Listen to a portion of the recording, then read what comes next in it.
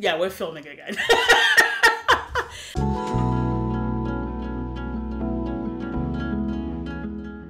I can't promise you you'll get more after this right away, yeah. But it's something, right? You guys said you want more. We're giving you something. So actually, we decided to get together because I just came back not that long ago from a trip to Cape Verde, which was my first time traveling outside of the country. And we thought it'd be really funny to kind of get together and talk about my trip. Yeah, she hasn't told me anything yet. And I think my first question is, how long was the flight? The flight was about, because it was a layover. So the first leg of the flight was maybe about 8 hours. We went to Lisbon. And let me tell you guys, this is the first time I got to travel first class. I upgraded. Listen, that's not my style. I'm not bougie like that. Although some people will say I am. What? Some people would say that I'm a little bougie. I understand. But no, it wasn't the case. It was a really good deal. And I was like, hey, I'm traveling internationally for the first time. I'm going to treat myself. So yeah, but I will tell you, I didn't belong. It's funny because I was gonna make the joke that you spent 8 hours in a tin can without any circulating air or anything, and you didn't kill someone. But apparently you were in first class. I was. I know. So get off of first class. We first. So after that we landed in Lisbon. Then we took a small plane to Praia. What I find really interesting about the flying experience in Lisbon is that everything's like, you don't go in and out of the plane from within the airport. You gotta be bussed. A lot of places that really? When we did our little European thing, a lot of the places it was like, all right, you're out of the airport. Everyone's getting on the plane on the tarmac. I would have never. No. It's crazy. You have to get on a bus first, and then the bus takes you to a plane that's literally a while away, and then you get on the plane from outside. I've never done that before. I know that even in the U.S. sometimes that happens, but not what I've seen here. Not very often. Not very often. Yeah, most terminals have the ramp to get you right into it. So all I'm saying is that was a weird experience. Anyway, so that was the flight. Weird question, because my geography isn't the best. Where's Lisbon? Lisbon is Portugal. Portugal. Okay. All right. So our first leg of the trip, we went to this place called Tarrafal, which is where my aunt lives. Names are wild. Tarrafal. I know. Tarrafal, which is like... How do you spell that? Terrafal. Tarrafal. I have a picture of it. I'll put it up for you guys. Tarrafal.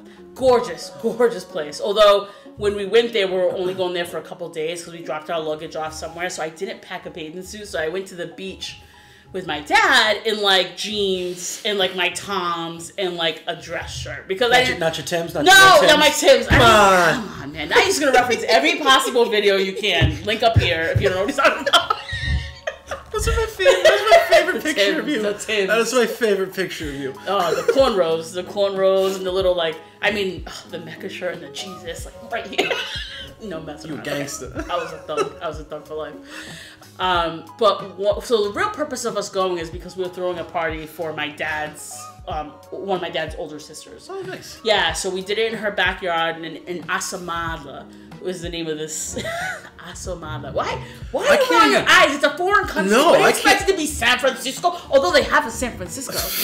They do have a San Francisco. I used that example and then I caught myself and was like, oh snap, they have a San Francisco. No, it's like you're saying things and I can't even picture how they would look on a sign. It's wild. It's ASS beep. No, I'm kidding. OMADA, Asomada. I also had tuna fish pizza. Tuna fish pizza? Tuna fish pizza. Is this the good tuna fish that you always... This is Going back to another video. Yeah. Jesus, what am I doing? References.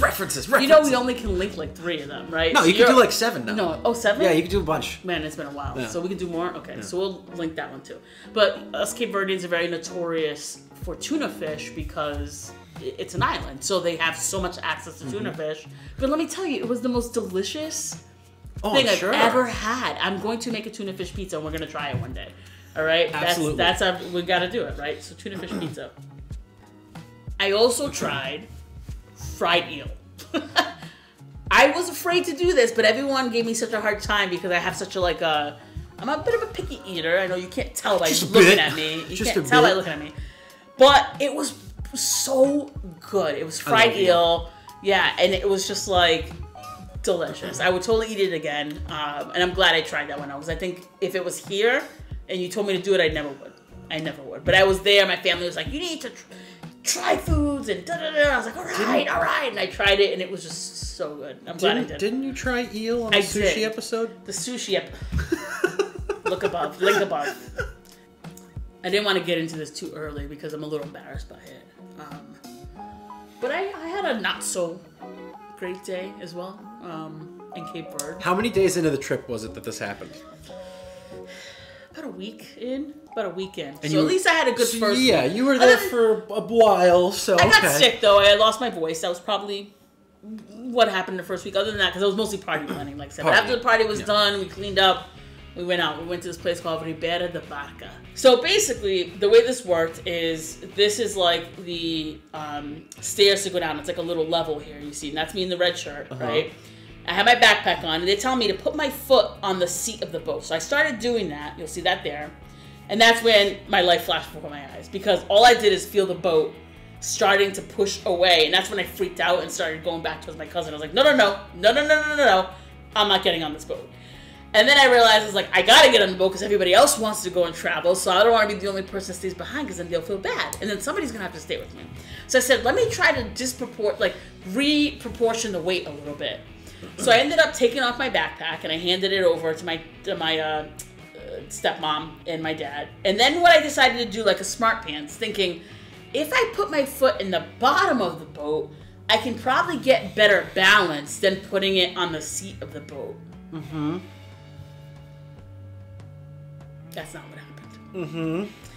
What ended up happening is my foot ended up going way down to the bottom and stuck between the oar there.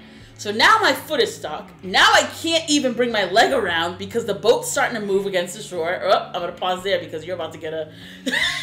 So here I am, half in the boat with my foot in the oar, okay? In between the oar. My foot is stuck, guys. The boat is starting to leave the dock, and I'm freaking out because I'm not in the boat yet. One leg is still on the pier thingy, right? My cousin's doing everything in his power to get me on that boat because at this point... You need to get on the boat. Yeah, I need to get on the boat because I'm not coming back with my foot. Let's put it that way. My foot was that stuck that it wasn't going to come out of that boat with me. So basically, I was in a pretty dangerous situation. I know I'm laughing now because in hindsight it's funny. But at that moment, if I fell in the water, my foot was going to stay in that boat. And that means I was going to be just dragging in the water and drowning because nobody was going to pick up my 300-pound body to bring it back in the boat because I'd probably be tipping the boat. So I'm panicking, and everybody's panicking because they see that my foot's stuck, right? So my poor cousin sacrifices himself to get me in that boat, and there he is, and he falls in. But you got in the boat! But I got in the boat. In the most awkward way. Poor thing. I feel so bad. Look at him. God, he's trying so hard. And then his whole day must have been ruined because he sprained his back leg so bad. He was in so much pain for the rest of the day. And I just felt, that's his wife laughing at him now. Now we laugh about it, but in the moment I felt terrible for him. But overall, those are just my trip. I'll throw a couple more pictures and a quick slideshow if you guys want separately out of this video, probably because this is already running way too long. Montage.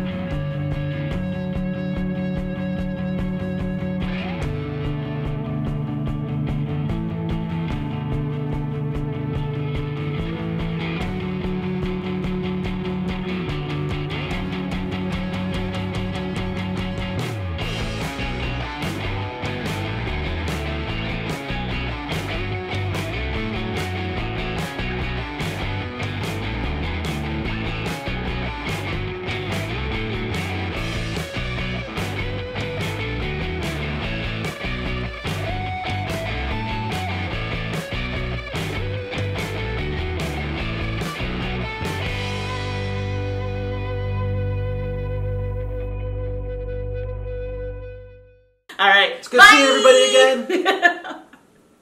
I don't think Justin and I really remembered how to set up this studio. It took us entirely way too long to set this up. But I'm not even confident that it's still going to look great when we go upload this later. Well, I mean, look great, sound great. Like, who struggled with this micro? Like, we used to just like hook up in like 5 minutes and move on with that day.